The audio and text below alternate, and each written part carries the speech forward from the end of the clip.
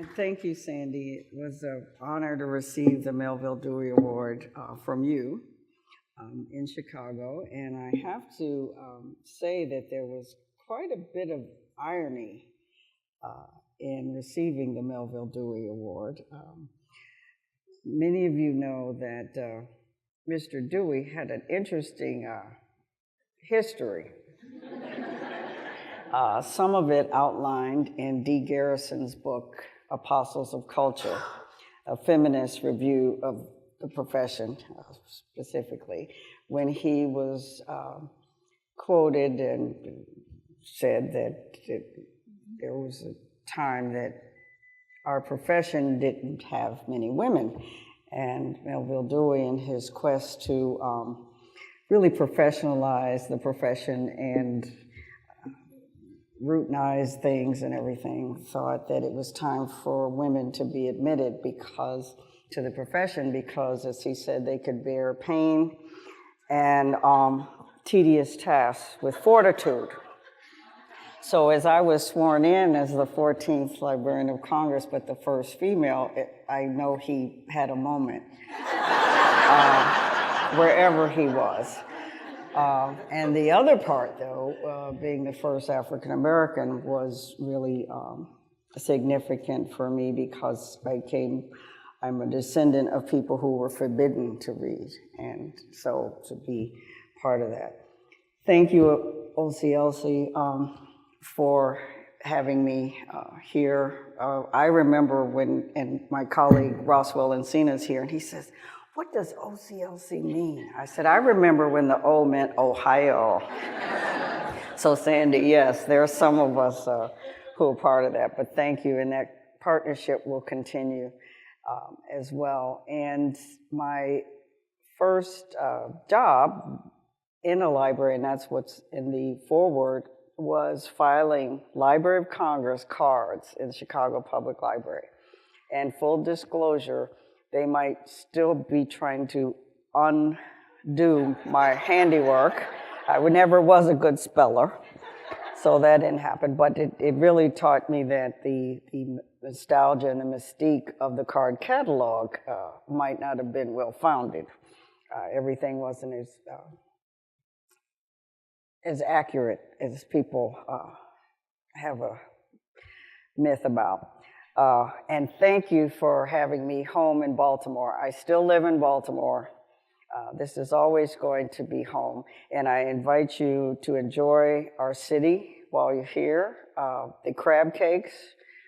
This is the only place in the world you should get crab cakes, and they should not be fried, they should be broiled. And so please get crab cakes.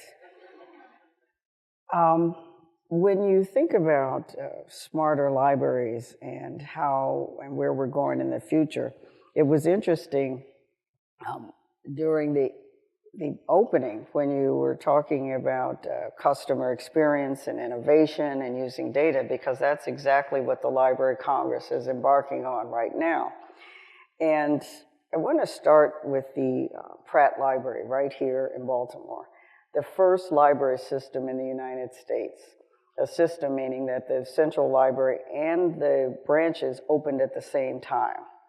There's another library up in Massachusetts that says some things, but the Pratt Library was founded by Enid Pratt, a Yankee from Middleborough, Massachusetts, who came down to Baltimore, the South, to make his fortune.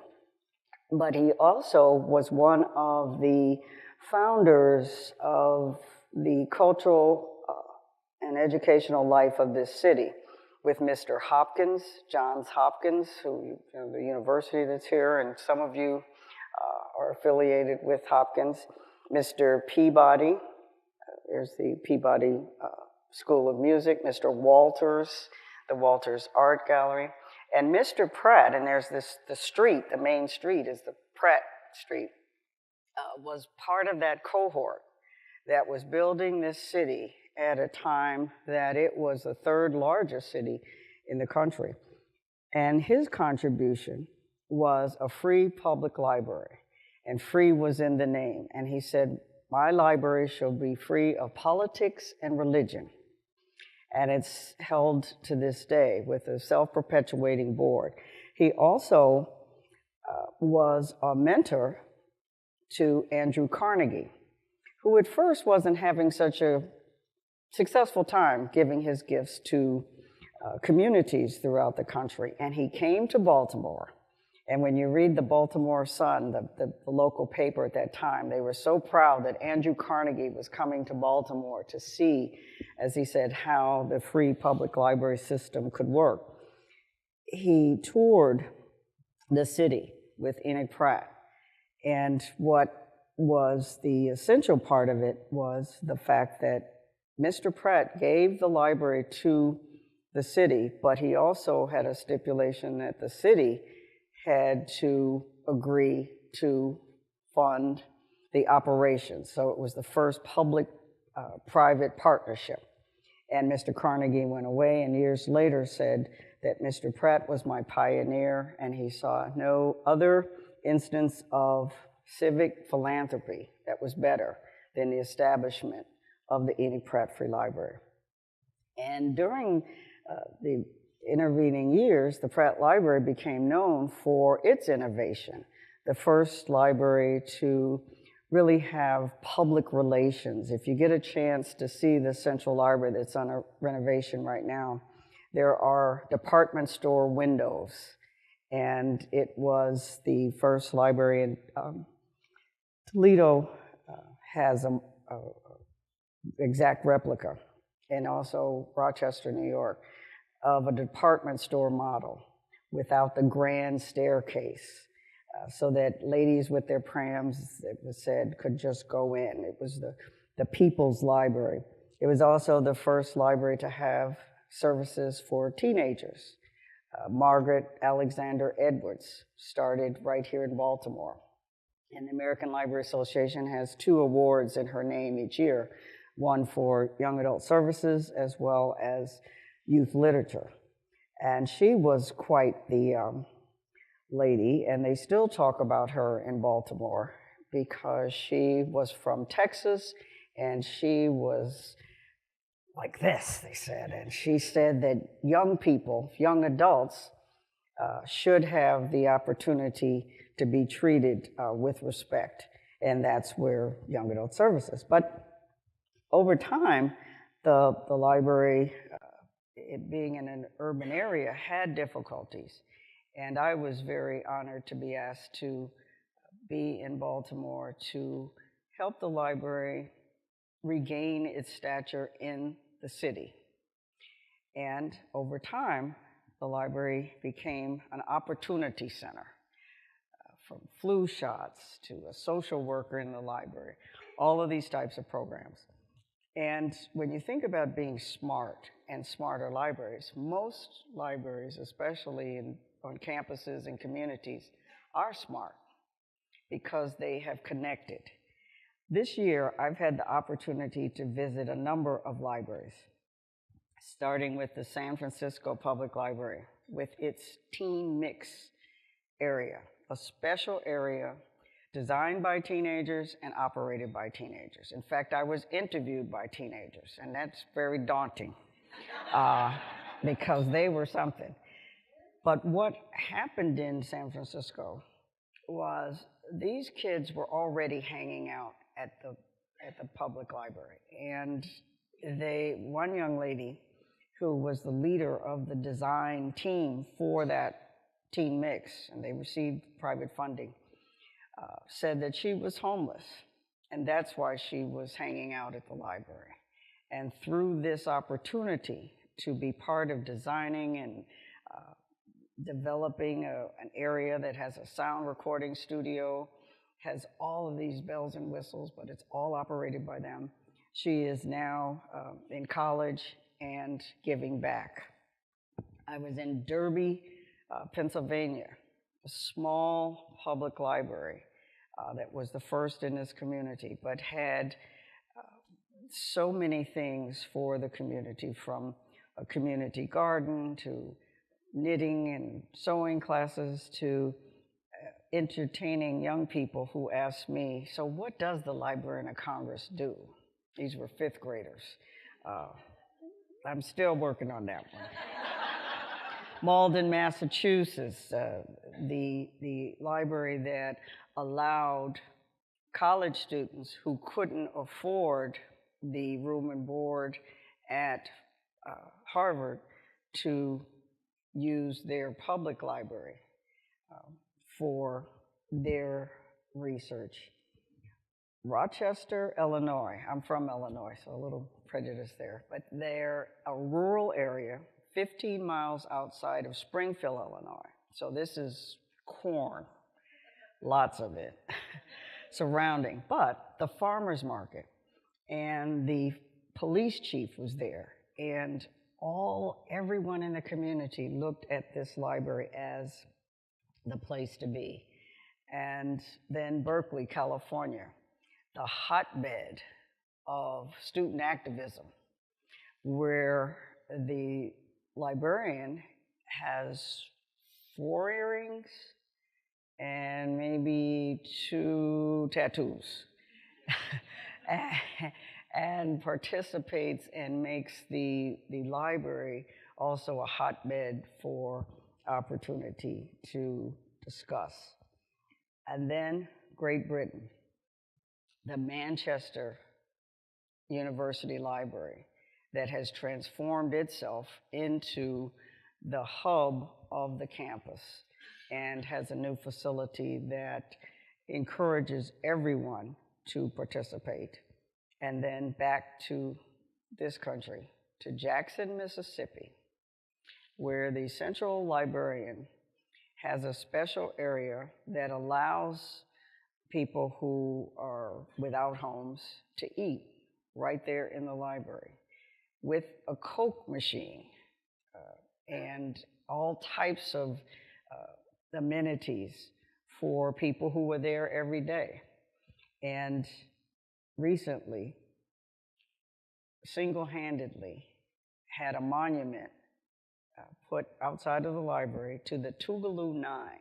Now, we've heard a lot about the Little Rock, all of this, but this was a group that integrated or attempted to integrate the Jackson, Mississippi Library, and they used library skills.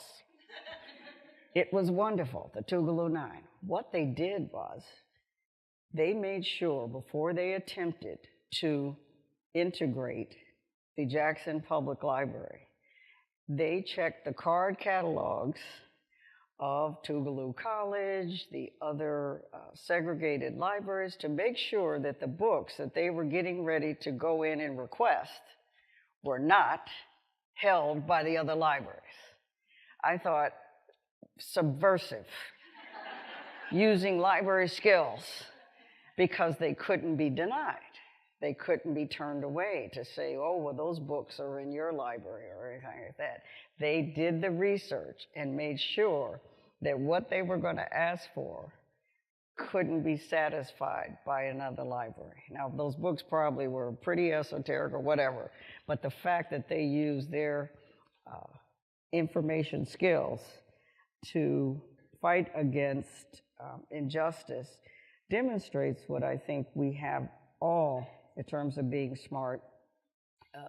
And I was glad to hear that, an opportunity to do with libraries and being in there, in this space now, this information ecosystem it's been called. And I was recently told by a pretty senior level cybersecurity official, he said, Ms. Hayden, you know that if libraries work together, and all types of libraries, you are a major trusted part of the information ecosystem. When you think about the college and university libraries, the public libraries, the school libraries, all of the libraries working together, cooperating, sharing resources, being that trusted source, that you are a different part and you would say smart part of this system that is now being questioned. The Library of Congress, the world's largest library, And I've grown accustomed to seeing the largest, the biggest, the this, the that, it's like the most collections, a unique, universal collection, unique among national libraries, unique among any library. It has the world's largest collection of comic books, the world's largest collection of cookbooks, Bibles. Pick a subject, the library has it. However, what is very evident is that even with that, even having the last draft of the Declaration of Independence in Thomas Jefferson's hand, with footnotes by Benjamin Franklin, BF, can you imagine seeing that? And J.A., John Adams, okay?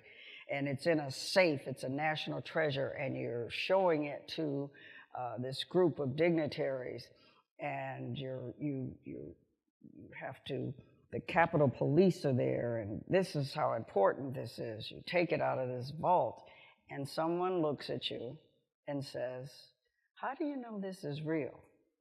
Now, part of my job as Librarian of Congress is to be the buffer between the curators and the librarians and people that say things like that. Because let's just say the librarian was stricken, and I had to go. It's okay. Sir, we have forensics, we have a special lab, we do the Providence, but the fact that that could even come up with all of that tells us that our values and getting to our core values and looking at what we're about to be trusted sources of information is even more vital than ever. And sticking and renewing that commitment to being those trusted sources. One of my favorite little taglines that I have in my office is, you're a librarian, you must be in it for the glory. That was at some conference. The very thing that makes us the butt of many jokes, the librarian and the stereotype and all of this, is the same thing, though, that in this time and as we move forward allows us to be seen and to be trusted as the information source and providers who are not in it for any other thing than being that balancer. We used to say, let the books battle it out on the shelves. And we're in the same situation now where we present different viewpoints, where information literacy is vitally important.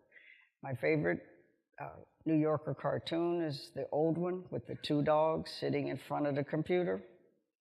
And one dog looks at the other one and says, on the internet, no one knows you're a dog. Right? So here's what we have. Information literacy. And also to know that whether you're in communities or campuses, those trusted sources, we know that our spaces are changing, that we are the convener in many instances. I had a gentleman heard an introduction and say, you have a PhD in library science? He said, here's my card. You might need a job.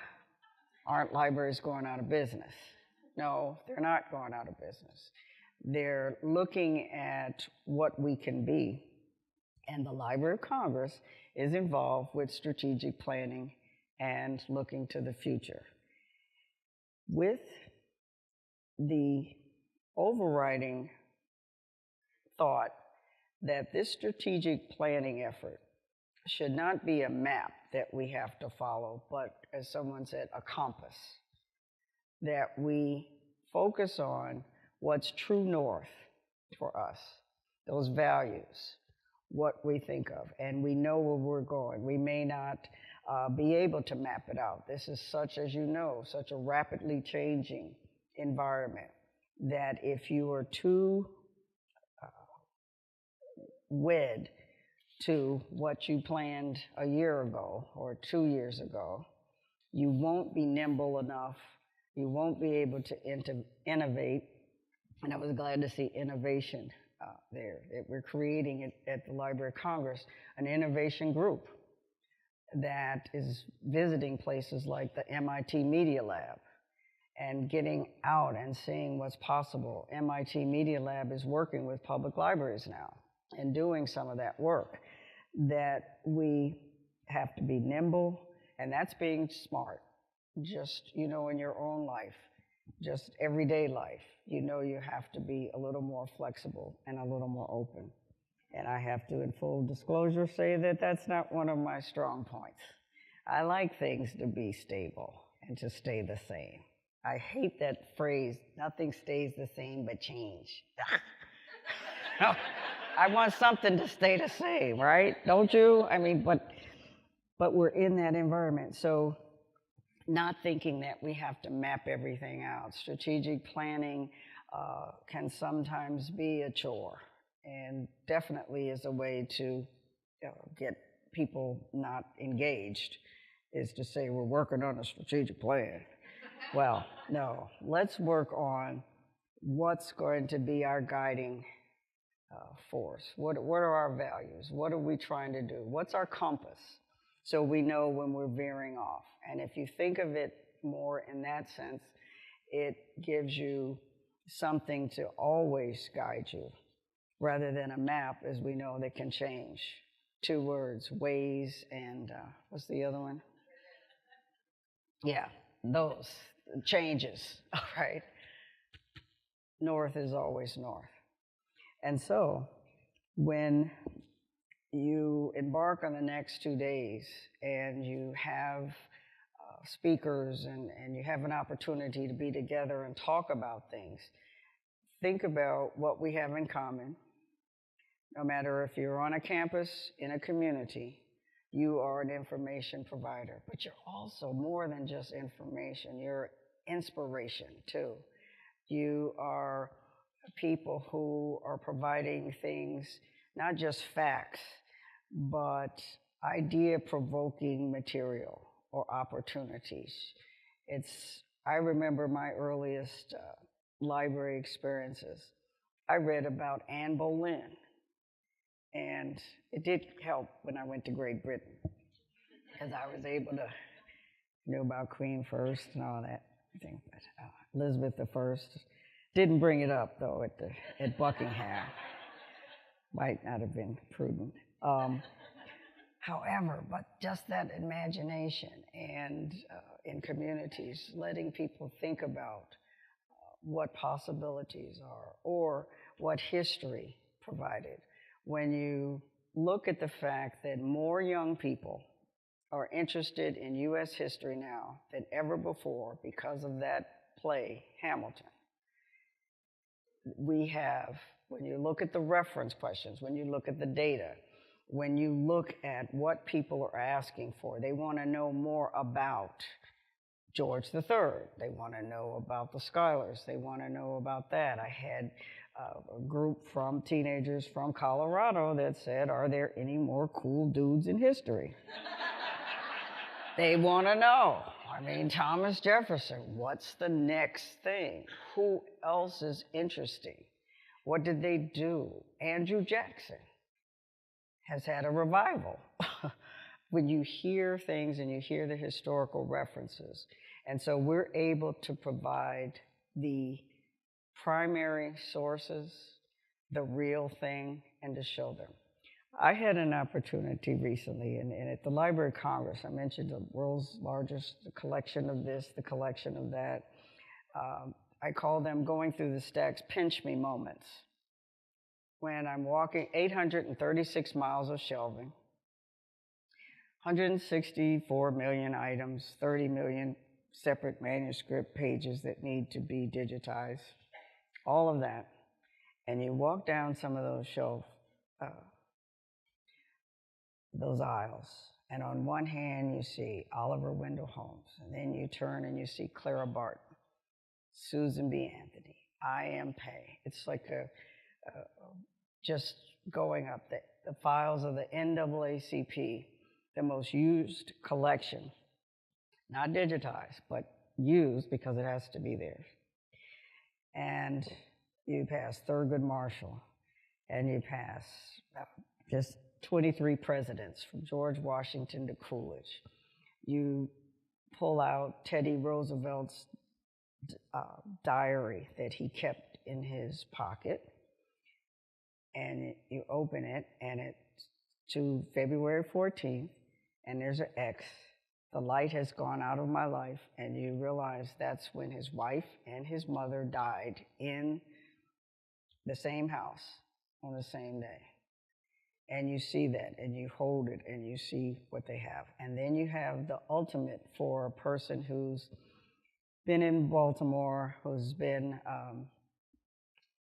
a student of African-American history for years, and you're just going down these aisles because we got new compact shelving, right? And we're looking, but I wanted to see because it's really good, and I'm doing this, and I'm having, but I'm still going down the aisles, right? And I passed Thurgood Marshall, and I passed this, but then I get to, I said, Frederick Douglass. What? Because I had the honor of picking the quote to go on the Central Library here, the annex, and I picked, once you learn to read, you'll be forever free, Frederick Douglass. I mean, the Fells Point here, Frederick Douglass, all of that, right? So, of course, I said, can I pull down this box, several boxes, and I opened at random. I picked a box at random. Then I opened it, curator's there with me, and just like, picked a file at random, open it, and I look, and there's handwriting, and it says, Abraham Lincoln was a plain man.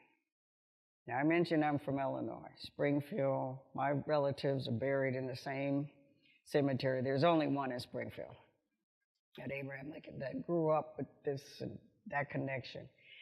And he talked about the fact that Abraham Lincoln was a plain man, a simple man, and he was murdered, killed, assassinated, because of his freeing of colored people, and there were some parts of it I couldn't read, so the curator's reading with me, and I'm reading this, and he said that the shame and disgrace was that the very people that he helped to free were not allowed to pay tribute to him in his funeral procession in Washington, D.C. And I said, what are the odds that I would pick that box and that file at this time? And that's that pinch me moment. And so I walked away from there and said, even more determined that we would make sure that we digitize, that we provide these things, that everybody could have more pinch me moments connecting with history, to see the real thing, to try to decipher that when that young girl right here in Baltimore was asking me, what's the matter? I could have pulled down Rosa Parks' handwritten on note paper, thoughts on being arrested, that we can make those connections. That's the future. We're smart enough. Remember, we're the original search engines, and we're feisty fighters for freedom, and that freedom is the freedom for people to know, the freedom for people to find their own inspiration. The Library of Congress, you should know, and when I almost charged back upstairs, and Roswell, who's with me, knew, I was like, okay, we gotta do this. But also, there's some realities. And so my commitment to the library community in particular is that the Library of Congress is going to share its experiences. And that means the failures, the false starts, all of that, because you can learn from, as you innovate, you also are learning from what worked and what didn't work. And we want to be partners with everyone and to make sure that we are part of that ecosystem. So I am tweeting There's my tweetor. There's my pen.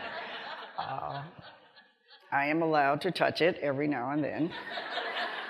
And Mr. Encina's worst moment was when he was showing me something that, you know, because I get to say what I want, but I don't get to touch anything. We were on a train going up to New York, and so I was like, Roswell, I really would like to see, you know, the thing. And he gave me the device, and the train went, and I said, oh, and he almost died. Because he was afraid I either liked something or touched something or that. It was just a train. So I just want to open it up, and I'm fully mic'd, so we could just talk a little bit and have some Q&A or just discussion, because we are in a great, great time. There aren't many times in history that we're part of it and this close to it. Well, thank you so much. I can't tell you what it means to